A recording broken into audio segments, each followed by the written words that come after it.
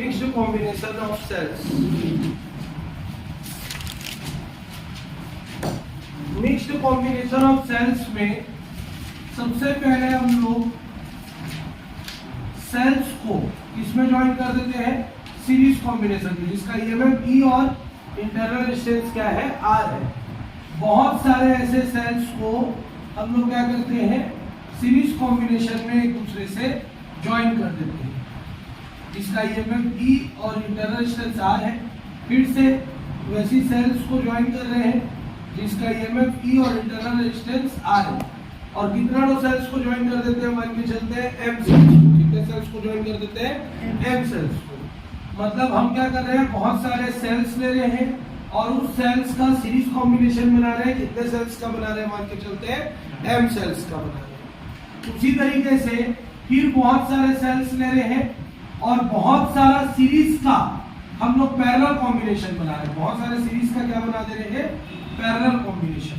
मतलब इसी तरीके से ऐसे सेल्स ले लेकर ये जो हमारा सीरीज है, वैसी बहुत सारा सीरीज कॉम्बिनेशन कितना लोग बना दे रहे हैं, एन टॉप पैरेलल कॉम्बिनेशन बना रहे हैं। और ये वाले कॉम्बिनेशन को अपन क्या बोलेंगे, मिक्स्ड कॉम्बिनेशन। फिर से समझते हैं, एक लाइन लेंगे, उस लाइन में हम लोग बहुत सारे मतलब एम सेल्स को क्या कर रहे हैं, सीरीज कॉम्बिनेशन में जोड़ रहे हैं। वैसी कितनी लाइन हम लोग बना रहे हैं, एन लाइन किसका बना दे रहे हैं, पैरेलल कॉम्बिनेशन। तो इस कंबाइंड कॉम्बिनेशन को क्या बोलेंगे हम लोग, मिक्स्ड कॉम्बिनेशन। क्लियर है कि नहीं, हो गया। अब मिक्स्ड कॉम्बिनेशन में total EMF in one series, एक सीरीज में ईएमएफ क्या होगा, E plus E plus E plus E up to कहां तक, एम तक। तो क्या हो जाएगा ये, एम ई। क्या हो जाएगा ये, एम ई। ठीक। इसके बाद total internal resistance, internal resistance in one series क्या हो जाएगा, R plus R up to M तक। तो क्या हो जाएगा, एम आर। कितना हो जाएगा, एम आर। अब total EMF in combination, total EMF in combination, तो अब पैरेलल कॉम्बिनेशन हो जा रहा है तो वो तो इफेक्ट करता नहीं है, एम ई का एम ई ही रहेगा। क्लियर हो क्या। अगर नीचे जोड़ते जाते हैं तो क्या इफेक्ट नहीं करता, ईएमएफ इफेक्ट नहीं करता। लेकिन टोटल रेजिस्टेंस क्या हो जाएगा, टोटल इंटरनल रेजिस्टेंस क्या होगा, internal resistance 1 upon R dash is equal to 1 upon M R plus 1 upon M R up to कहां तक, एन तक। तो इसकी वैल्यू क्या हो जाएगी, 1 upon R dash is equal to N upon M R. तो आर डैश की वैल्यू कितनी हो गई, एम आर बाई एन हो गया। तो टोटल रेजिस्टेंस कितना आएगा, total resistance capital R plus M R upon N, क्योंकि इसके आउटर सर्किट में कैपिटल आर जुड़ा रहेगा। अब हम क्या जानते हैं, total resistance sorry total current is equal to total EMF upon total resistance. Total current I, total EMF M E, total resistance R plus M R upon N. कुछ नहीं मतलब 1। आई इक्वल टू क्या हो जाएगा, एम ई अपॉन मल्टीप्लाई कर दो N R plus M R upon N, और N कहाँ चला जाएगा, आई इक्वल टू कितना आ गया, M N E upon N R plus M R. ये हो गया फाइनल। इसके लिए मिक्स्ड कॉम्बिनेशन के करंट में चलो पॉज करो, नोट करो। डिवाइस होता है जिसके हेल्प से किसी सेल का ईएमएफ कैलकुलेट किया जा सकता है। पोटेंशियोमीटर एक ऐसा डिवाइस होता है जिसके हेल्प से किसी सेल का ईएमएफ कैलकुलेट किया जा सकता है, किसी सेल का इंटरनल रेजिस्टेंस कैलकुलेट किया जा सकता है, किन्हीं दो सेल्स का ईएमएफ का कंपैरिजन किया जा सकता है, किन्हीं दो सेल का पोटेंशियल ग्रेडियंट का कंपैरिजन किया जा सकता है, या किसी दो सेल का इंटरनल रेजिस्टेंस को कंपेयर कर सकते हैं। तो पोटेंशियोमीटर एक ऐसा डिवाइस है जिसके हेल्प से किसी सेल का ईएमएफ निकाल सकते हैं, उस ईएमएफ का पोटेंशियल ग्रेडियंट निकाल सकते हैं, उस सेल का इंटरनल रेजिस्टेंस निकाल सकते हैं, किसी दो सेल का ईएमएफ का कंपैरिजन कर सकते हैं, दो सेल का इंटरनल रेजिस्टेंस का कंपैरिजन कर सकते हैं, और दो सेल का किसका कंपैरिजन कर सकते हैं, पोटेंशियल ग्रेडियंट का। क्लियर है यहाँ पर तक? तो पोटेंशियोमीटर एक सबसे बड़ा डिवाइस है किसके लिए, इलेक्ट्रिक करंट और ईएमएफ को कैलकुलेट करने के लिए। क्लियर है यहाँ पर तक? अब पोटेंशियोमीटर जो डिवाइस है वो एक कॉस्टली डिवाइस है। क्या है? कॉस्टली है। साथ ही साथ इसको वर्क करवाने के लिए बहुत ज्यादा प्रिकॉशंस की जरूरत पड़ती है। अगर लिटिल अमाउंट में भी हैवी करंट फ्लो हो जाएगा तो पूरा हमारा सर्किट शॉर्ट सर्किट हो जाएगा। जो हम पोटेंशियोमीटर के लिए सर्किट प्रिपेयर करेंगे, अगर हमको जितना करंट चाहिए उससे अगर हम 0.1% भी करंट ज्यादा लेते हैं तो पूरा हमारा सर्किट शॉर्ट सर्किट हो जाएगा। क्यों?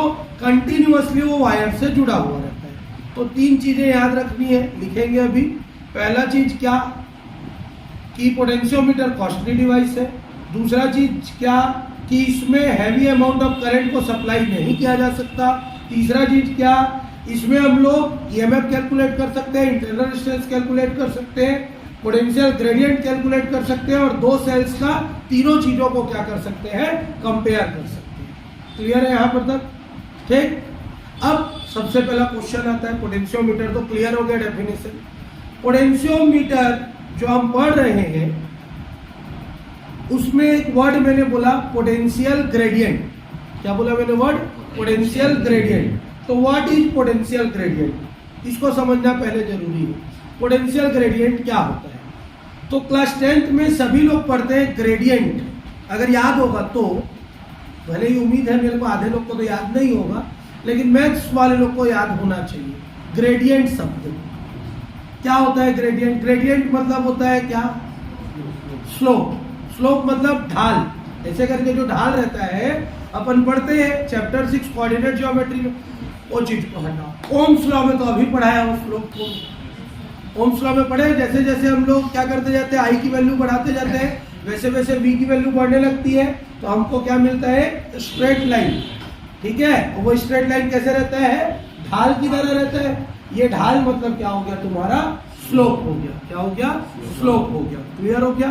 तो ग्रेडियंट शब्द मतलब होता है स्लोप। और किसका स्लोप? पोटेंशियल का। पोटेंशियल ग्रेडियंट मतलब पोटेंशियल का स्लोप। अब इसको समझते हैं।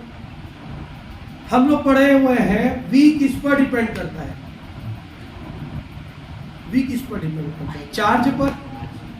V directly proportional to Q, V inversely proportional to R। मतलब डिस्टेंस बढ़ाने पर पोटेंशियल की वैल्यू क्या होने लग जाती है? डिक्रीज होने लग जाती है। पढ़ चुके हैं? ठीक। लेकिन हम जानते हैं कि अगर हम क्या बढ़ाएंगे? लेंथ। क्या बढ़ाएंगे? लेंथ। तो क्या बढ़ता जाता है? रेजिस्टेंस। बढ़ क्या है? लेंथ बढ़ाने पर क्या बढ़ता है? रेजिस्टेंस बढ़ता है। और रेजिस्टेंस किस पर डिपेंड करता है? पोटेंशियल पर। कैसे डिपेंड करता है? R = V/I। ये फार्मूला होता है जिसमें R डायरेक्टली किस पर डिपेंड कर रहा है? पोटेंशियल पर। और R डिपेंड कर रहा है किस पर? L पर। तो V किस पर डिपेंड करेगा? L पर। क्लियर है यहाँ पर तक कि नहीं है? मेरे को ये फिर से R किस पर डिपेंड करता है? L पर। ये हम जानते हैं। और R = क्या होता है? V/I। इसको खोजो। R = कितना हो गया? V हो गया। तो यहाँ R की जगह हम V लिखेंगे तो V डायरेक्टली प्रोपोर्शनल टू क्या हो जाएगा? होगा V directly proportional to L। सो V = क्या हो जाएगा? KL। जहां K = कितना आ जाएगा? V/। ये है पोटेंशियल ग्रेडियंट। पोटेंशियल का क्या? स्लोप। पोटेंशियल का क्या? स्लोप। ये क्या कहलाता है? पोटेंशियल ग्रेडियंट कहलाता है। हालांकि डिटेल में बाद में पढ़ेंगे, थ्योरी में याद रखो। पोटेंशियल ग्रेडियंट क्या होता है? The ratio of potential per unit length, the value of potential per unit length is called potential gradient. Particular length के लिए हमारे पास जितना पोटेंशियल होता है वो क्या कहलाता है?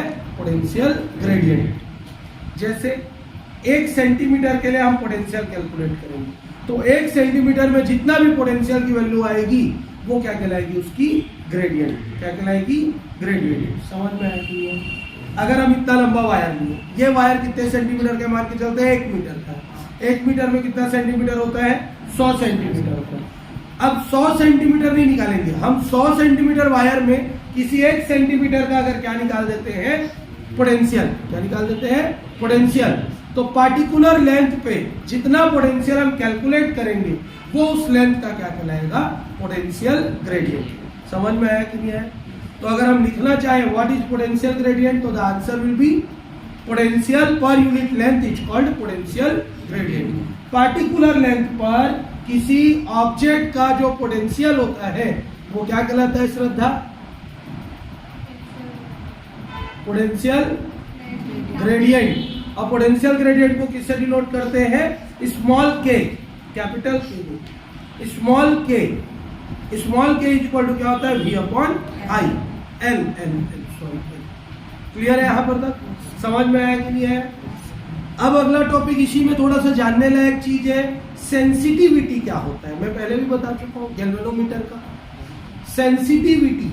अगला टॉपिक इसमें वही आता है, पेपर में अलग से क्वेश्चन भी आता है, what is sensitivity of potentiometer. तो सेंसिटिविटी वर्ड का मतलब मेरे को कौन बताएगा, तुषार? हाँ बता। What is the meaning of sensitivity? नहीं, ऐसा कुछ नहीं है विद्या।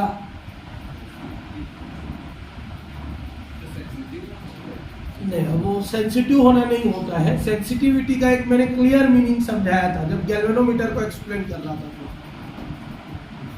एमीटर और गैल्वेनोमीटर में मैंने डिफरेंस बताया था, उसमें मैं सेंसिटिविटी को एक्सप्लेन किया था। बता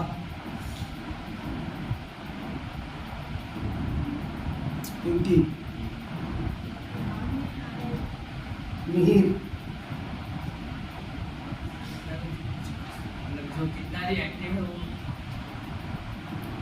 शशांक,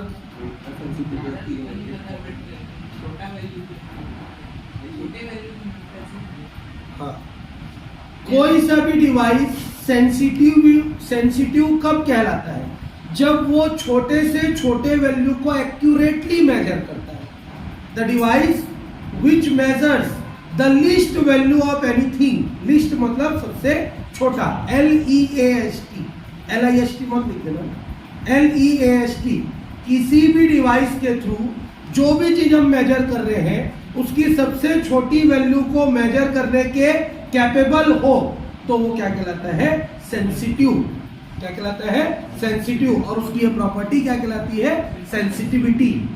तो उसी तरीके से पोटेंशियोमीटर की सेंसिटिविटी क्या होगी, जो EMF की छोटी से छोटी वैल्यू को एक्यूरेटली क्या कर लेगा, मेजर कर लेगा। जो इंटरनल रेजिस्टेंस की छोटी से छोटी वैल्यू को मेजर कर लेगा, या सबसे छोटा पोटेंशियल ग्रेडियंट क्या करेगा, कैलकुलेट करेगा, वो क्या कहलाएगा, सेंसिटिविटी ऑफ पोटेंशियोमीटर कहलाएगा।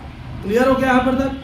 तीनों तो मेजर नहीं कर सकता छोटे वैल्यू को, वो एक ही चीज को मेजर करेगा, EMF। किसको मेजर करेगा, EMF को। तो आंसर क्या लिखोगे, एक ऐसा पोटेंशियोमीटर जो EMF की लिस्ट वैल्यू को एक्यूरेटली क्या कर सकता है, कैलकुलेट कर सकता है, मेजर कर सकता है, वो क्या कहलाएगा तुम्हारा, सेंसिटिविटी ऑफ पोटेंशियोमीटर। तो अभी हम लोग 4 डेफिनेशन क्लियर कर लिए। पहला definition, what is potentiometer. Kuldeep बताएगा व्हाट इज पोटेंशियोमीटर, हिंदी में ही बता, टूटा फूटा लैंग्वेज, क्योंकि थ्योरी माइंड में स्ट्राइक करना चाहिए। बहुत सारी कॉन्सेप्चुअल क्वेश्चन बनती है, अभी इससे कॉन्सेप्चुअल क्वेश्चन पढ़ना है ना, चैप्टर तो खत्म हो जाएगा लेकिन कॉन्सेप्चुअल बचा रहेगा। बताओ क्या होता है,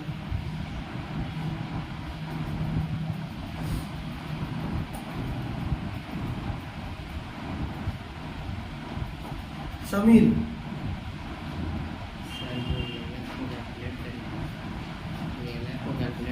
बस वैसी, और कुछ नहीं।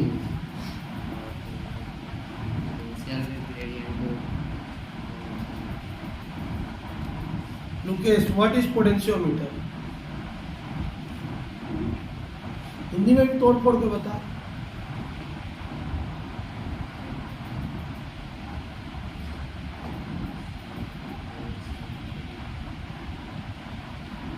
धरती, हाँ।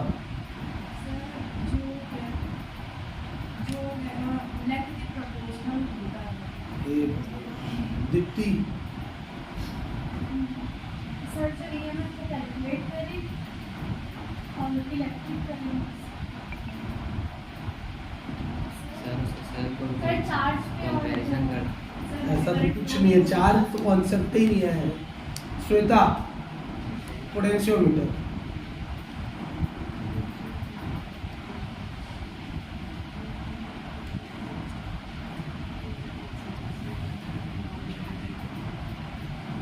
अस्थि, पोटेंशियोमीटर, सर्किट में जो पोटेंशियल डिफरेंस आता है ना तो आपको भी पोटेंशियल का यूज करना ऐसा पढ़ाया। तो अभी जब मैं पढ़ा रहा था ध्यान कहाँ था तुम लोगों का? हाँ बोल। इंटरनल रेजिस्टेंस, हाँ, और इसमें सेम अमाउंट ऑफ एनर्जी मैंने चार्ज हाई फ्लो होना चाहिए करंट। ऐसा तो कुछ मैं पढ़ाया नहीं। सर होना चाहिए, वरना वो ज़्यादा कर दे तो वो सर्किट हो जाता है, short circuit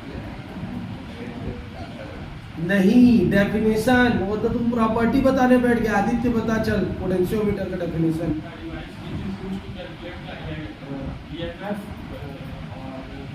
total internal resistance and potential gradient of a circuit, it is called potential. और भी था comparison, Yes, a comparison between two EMF of a cell, yeah. 2 EMF of 2 cells. बैठ जा, एक बार फिर से सुन लो। एक ऐसा डिवाइस जिसके थ्रू हम किसी सेल का ईएमएफ निकाल सकते हैं, सिर्फ ईएमएफ नहीं निकाल सकते। एक ऐसा डिवाइस जिसके हेल्प से किसी सेल का ईएमएफ निकाल सकते हैं, उसी सेल का इंटरनल रेजिस्टेंस निकाल सकते हैं, उसी सेल का पोटेंशियल ग्रेडियंट निकाल सकते हैं। एक फिर दो सेल्स का ईएमएफ को कंपेयर कर सकते हैं, दो सेल्स का इंटरनल रेजिस्टेंस को कंपेयर कर सकते हैं, और दो सेल्स का पोटेंशियल ग्रेडियंट को कंपेयर कर सकते हैं। वो डिवाइस क्या कहलाता है तुम्हारा? क्लियर है यहाँ पर तक? The device which is used to calculate EMF of a cell, internal resistance of a cell and potential gradient, and also compare the EMF of two cells, internal resistance of two cells and potential gradient of two cells. Clear है यहाँ पर तक? It's called potentiometer. अब उसकी property क्या है? It is too costly. It cannot accept high amount of current. If high amount of current is flown through it, then it becomes short circuited. तीसरा एक पढ़ाना भूल गया था, it works on the principle of meter bridge. किस principle पे work करता है ये? मीटर ब्रिज के प्रिंसिपल पे वर्क करता है। क्लियर है यहाँ पर तक? चलो लिखो, शुरू हो जाओ। पोटेंशियोमीटर का डेफिनेशन, सबसे पहले डेफिनेशन ही हेडिंग दो उसमें। पोटेंशियोमीटर हेडिंग हो चुका, उसके अंदर लिखो definition. The device which is used to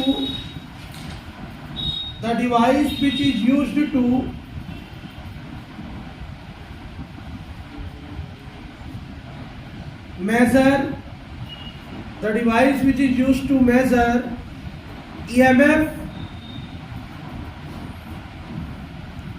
and internal resistance of a cell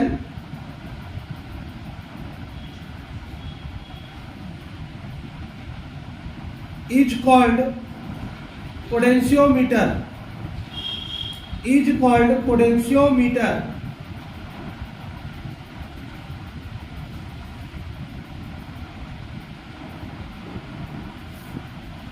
हो गया यहाँ तक? Full stop. प्रिंसिपल, डेफिनेशन के बाद लिखो प्रिंसिपल। पहला प्रिंसिपल के अंदर पहला point, it works on the principle of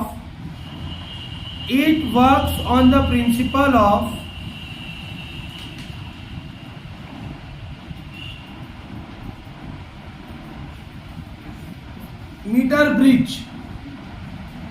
It works on the principle of meter bridge second, potential gradient, potential gradient dash करके लिखो, potential per unit length, potential per unit length, potential per unit length is called potential gradient, is called potential gradient. किसी particular length पे जितना potential होता है वो उस length का क्या कहलाता है? Potential gradient. It is denoted by small k, it is denoted by small के.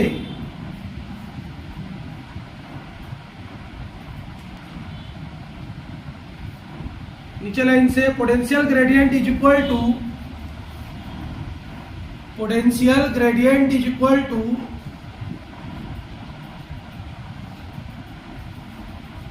Potential upon length, potential upon length. नीचे लाइन से small k is equal to capital V upon small l. Its unit is volt per meter.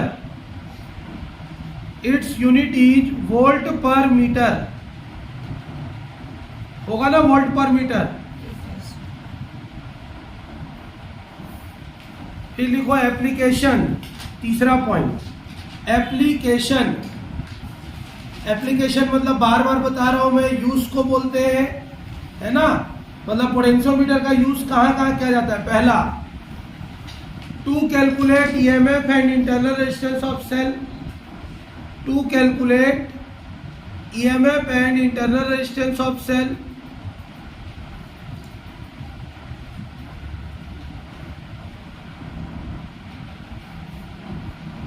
दूसरा, to and internal resistance of cell, and internal resistance of cell.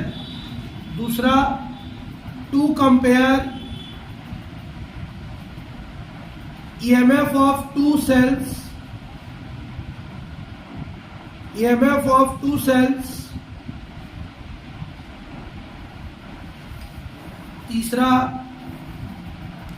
To compare potential gradient of two cells, to compare potential gradient of two cells.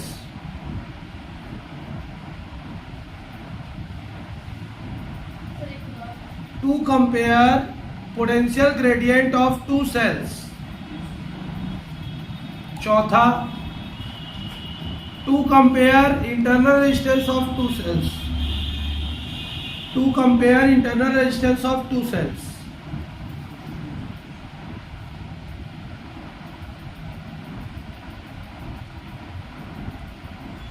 Clear. Fourth heading, heading में fourth, sensitivity of potentiometer.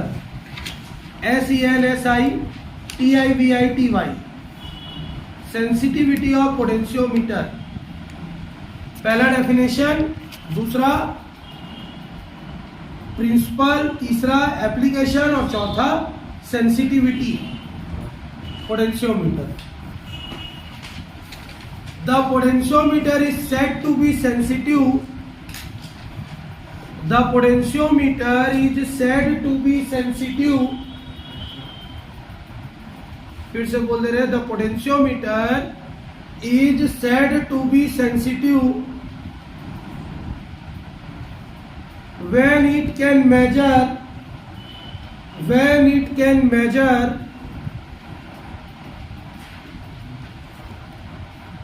least amount of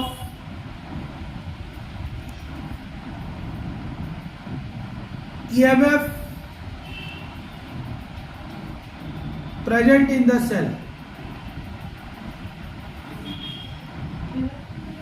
Least amount of EMF present in the cell. Clear? Full stop.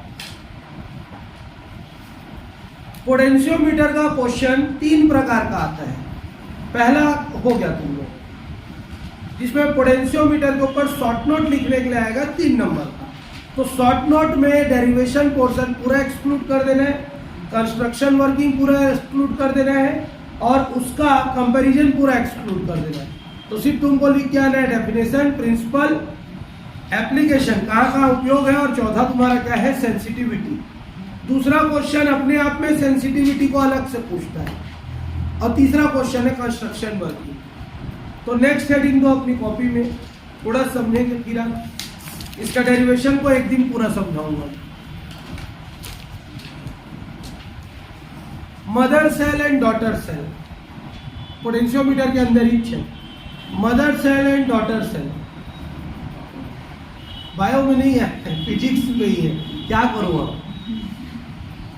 अब CELL वाला ही cell है। हाँ लिखना है mother cell and daughter cell, मेरी मजबूरी है पढ़ाना mother cell and daughter cell.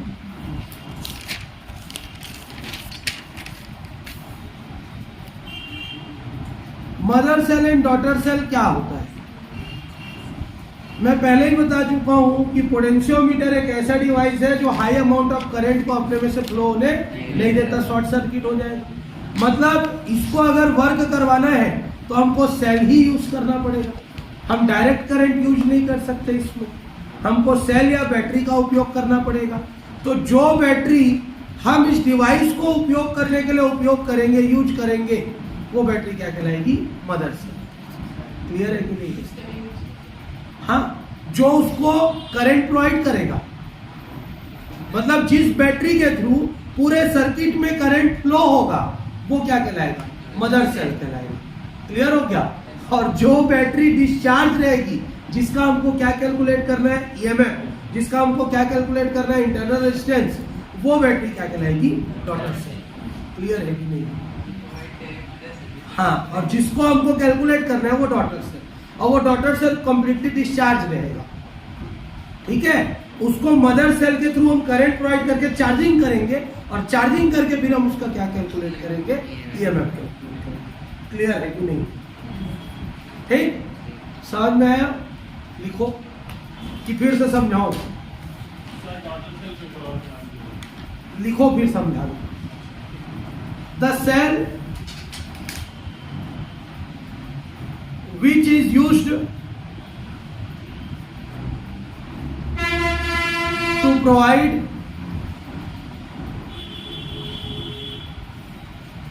current in the potentiometer circuit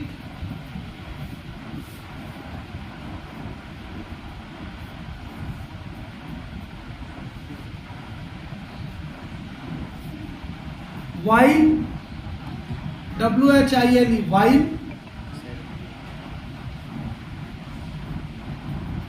the another cell charged, the another cell charged,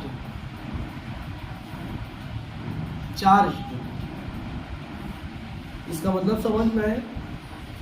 एक ऐसा सेल जो पोटेंशियोमीटर सर्किट में करंट फ्लो करने का काम करता है, और कब तक करता है, जब तक के दूसरा बैटरी क्या नहीं हो जाता, चार्ज नहीं हो जाता। Is called mother cell, is called mother cell.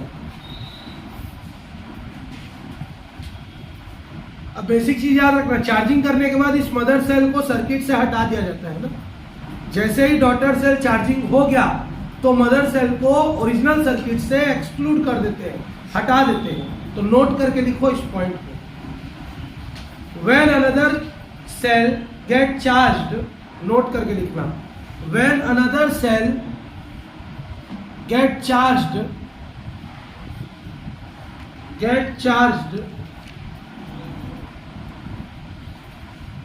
then mother cell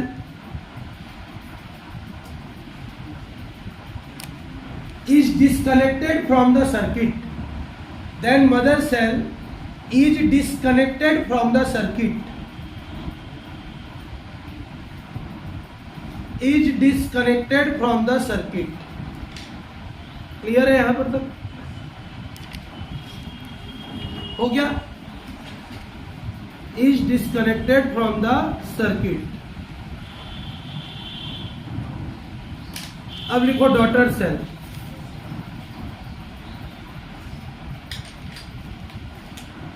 the cell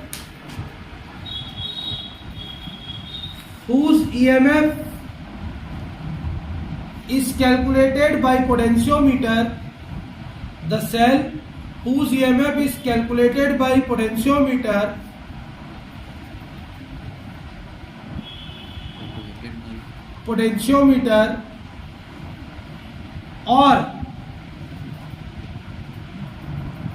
or get charged by mother cell,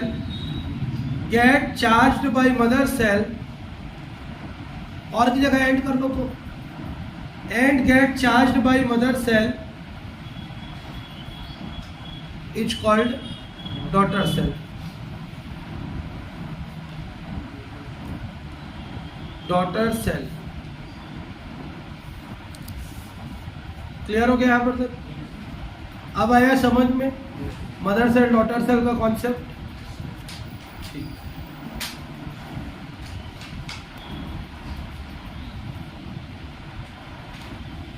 अगला हेडिंग दो अपनी कॉपी में।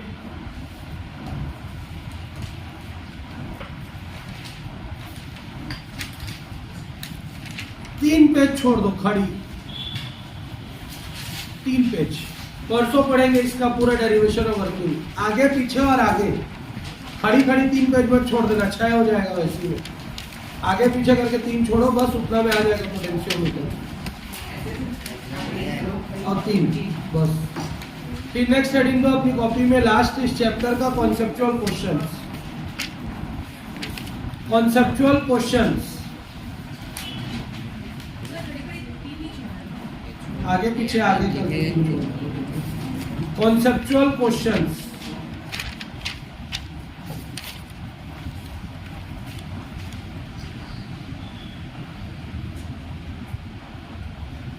Question number 1,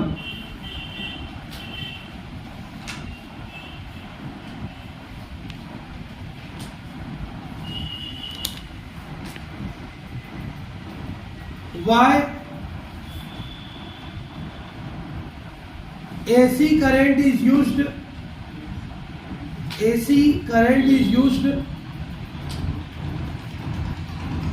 in electrical circuit या in electrical appliances, in electrical circuit, in electrical appliances।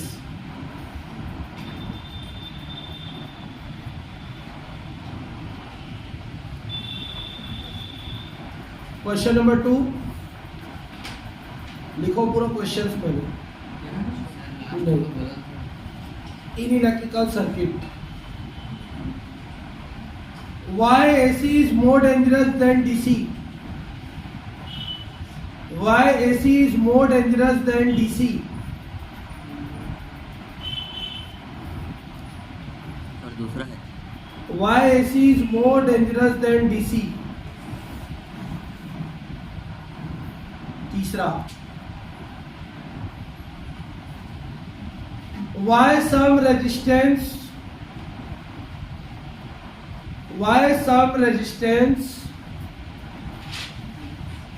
do not obey Ohm's law?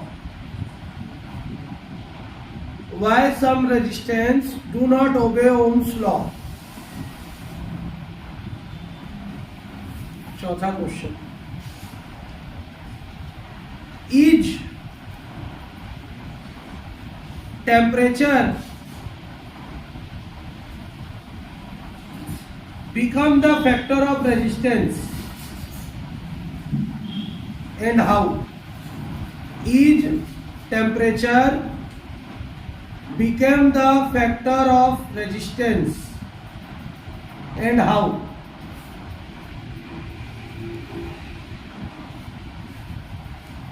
Next question.